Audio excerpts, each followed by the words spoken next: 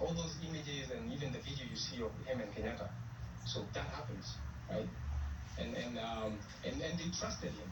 They trusted Kenyatta because for them he was an elder, right? And Africans, we respect our elders, right?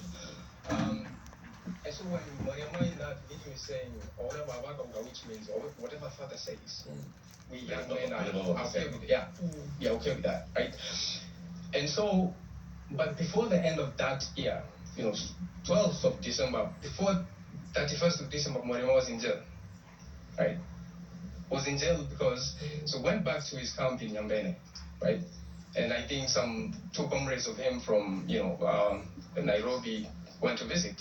And he was supposed to, so he wanted them to address his fighters. He had a troop of over 2,000 men and women, right?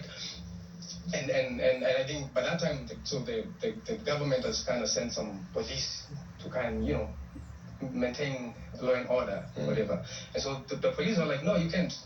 These people cannot speak. And Mwariama was like, no, these are my comrades. They have to speak. And I think he was slapped with obstruction or whatever, and sentenced to 5 years by a white judge, and was in jail for up to I think May of the next year, which is 64. When so Kenyatta kind of made an effort to make it appear that he intervened, and he was released.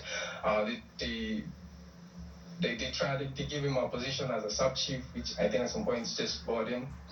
And then he don't hear any resigned, and then he kind of resigned into his quiet life in Timao until 1989 now.